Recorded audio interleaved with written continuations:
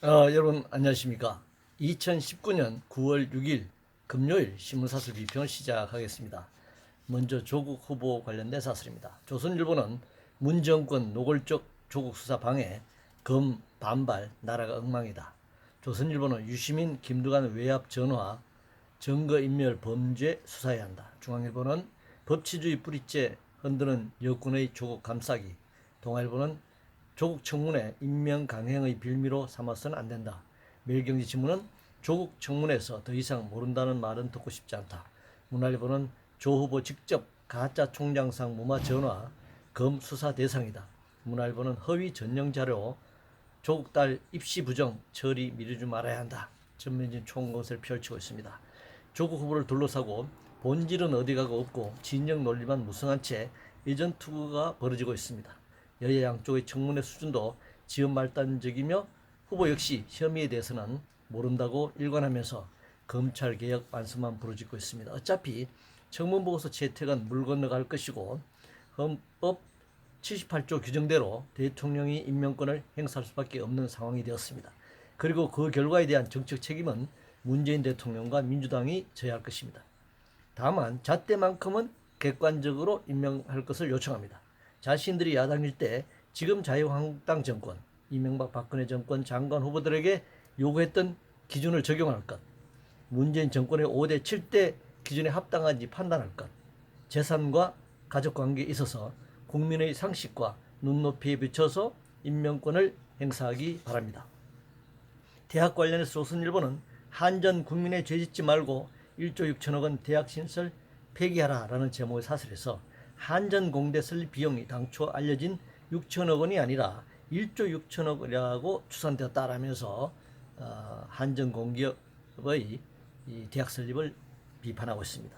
특정한 공기업 예산으로 대학을 설립하는 데 대한 전면 재검토가 필요합니다. 나아가 전체 대학 교육 정책의 범위에서 차원에서 또 재검토할 필요가 있다고 생각합니다. 노조법 관련해서 동아일보는 사용자 손발 묶고 날개 달아준 노조법 개정안이라는 제목의 사설에서 해고자 실업자의 노동조합 가입 허용도를 골자로는 정부의 노동조합 및 노동관계 조정법 개정안 입법 예고 종료가 9일로 다가왔다면서 이를 비판하고 있습니다. 아니 노동자가 노조에 가입하는 게 왜 문제이죠? 해고자 실업자도 다 노동자입니다. 그동안 노조법에 그게 막혀 있었던 것이 문제였죠. 국제 기준에도 맞지 않았습니다. 상법 18조에 따르면 상인은 그 성명 기타의 명칭으로 상호를 정할 수 있다 이렇게 되어 있고, 또 상법 22조 1항에는 주식회사 또는 유한회사를 설립하고자 할 때는 본점의 소재지를 관할하는 등기소에 상호의 가등기를 신청할 수 있다고 되어 있습니다. 가게를 만들거나 회사를 설립할 수 있습니다. 자유롭게 상법에 따라서. 누가 사용자의 상호나 회사 설립에 손발을 묶었다는 건가요? 그럼 상법에 노동자들이 노조 설립 조건을 달면 어떻게 되겠습니까? 노동조합법에 노동자가 자유롭게 노조에 가입하는 것을 문제 삼는다면 노동자들이 사용자가 자본가가 가게를 내거나 회사를 설립하는데 조건을 노동조합에 노동자의 조건을 달면은 이게 어떻게 되겠습니까? 각각의 법에 따라서 노조를 설립하든 회사를 설립하든 각자의 조건과 각자의 위치에서 이건 할 일이다, 간섭할 일이 아니다 이렇게 생각합니다. 차등 의결권 관련해서 동아일보는 기업가 정신 살리려면 차등 의결권 확대해야 한다. 매일경제신문은 비상장 벤처에 차등 의결권 도입, 창업 활성화 마중물 되게 한다 이렇게 주장하고 있습니다. 원래 이 차등 의결권은 투기자본의 경영권 침탈과 차익을 노린 구조조정과 M&A를 막기 위한 제도적 장치입니다. 그런데 무조건 자본의 기득권을 유지하는 제도로 악용하려 해서는 안 된다고 생각합니다. 공무원 인건비와 관련해서 한국경신문은 급증하는 공무원 인건비 투명하게 실태 공개해야 한다라는 제목의 사설에서 정부와 공기업 등 공공부문의 지난해 총 인건비가 150조 원에 육박했다라면서 이걸 비판하고 있는데요. 공무원 인건비와 공공부문 인건비는 다릅니다. 공기업 출연기관 출자기관들을 모두 묶어서 공무원 인건비다 이렇게 말해서 이 숫자를 150조 원으로 부풀리면 안 되는 것입니다. 공무원과 공무원의 공공부문 노동자들의 인건비는 분리되어서 설명돼야 합니다. GDP나 연간 정부 예산 대비 인건비 비중의 원칙은 없습니다. 국가 운영의 공공성의 비중, 그리고 다른 나라와 비교 등을 통해서 검토할 수 있는 것이지 정해진 기준은 없다 이렇게 생각합니다. 공정경제와 관련 상경신문은 이 판국의 공정경제 빌미로 또 기업 선발 묵나 이렇게 비판하고 있는데요. 그럼 불공정 경제를 하겠다는 건가요? 헌법 제19조 1항은 기업의 자유와 창의를 보장하되 그 2항에는 바로 규제와 조정을 할 수 있도록 하고 있습니다. 공정 경제를 위해서 말이죠. 그래서 손발을 묶는 게 아닙니다.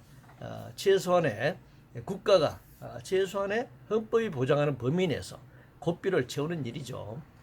병원 관련해서 한국경신문은 대형 병원 쏠림과 의료 쇼핑보다 확실한 방지책 필요하다라고 주장하고 있는데 현실적으로 이를 막을 방법은 없습니다. 의료 정책을 전면적으로 개편해야 합니다. 의료의 공공화 정책에 근거해서 기존 사립 대형 병원의 국공립화를 시작으로 공공병원을 확대하고 의료인의 국가 양성, 지역 주치 제도 등 전면적인 의료교육이 필요하다고 생각합니다. 펀드 투자 관련해서 매일경신문은 50조 해외 부동산 펀드 묻지마 투자는 안 된다 라고 하는 제목의 사설에서 해외에 투자하는 부동산 펀드는 저금리 시대의 다른 상품보다 높은 수익률을 가져온다 이렇게 주장하고 있는데 옛말에 돈 놓고 돈 묻기라는 말이 있습니다. 돈으로 돈을 사서 이윤을 얻겠다라고 하는 것은 이것은 투기지 투기이고 사기에 불과합니다. 정상적인 경제활동이라고 볼 수 없습니다. 그러나 오늘날 세계 자본주의는 산업 자본주의를 넘어서서 금융 자본주의의 그 중심에 들어가 있기 때문에 이 금융 자본주의가 마치 정상적인 자본주의, 정상적인 경제활동처럼 주장하지만 실물 경제를 넘어서는 실물 경제의 수단으로서의 금융이 아니라면 그것은 투기적 목적이고 그것은 착취와 수탈을 고도화하는 사기에 불과하다라고 하는 사실을 분명히 인식할 필요가 있습니다. 국민연금 관련해서 문화일보는 5%를 받고 국민연금의 기업 간섭 늘리려는 당정 꼼수라면서 비판하고 있습니다. 주주자본주의에서 주주가 그 비율만큼 행사하는 것이 왜 문제인지 묻고 싶네요. 그동안 국민이 낸 노후자금으로 국민연금을 가지고 재벌 대기업들의 이윤을 극대화하고 심지어 재벌의 부의 승계까지 이용당한 것이 국민연금인데 당연히 이제는 주인 국민연금 기금이 당연히 개입해야 할 일입니다. 무엇이 꼼수죠? 그것보다는 정부가 개입하는 것보다는 국민연금 운용에서부터 그 주인인 국민연금을 낸 당사자가 국민연금의 운영까지 개입에 들어가야 한다. 그래서 노조의 역할이 굉장히 중요하다 이렇게 생각합니다. 이상으로 2019년 9월 6일 금요일 신문사설 비평을 모두 마치겠습니다.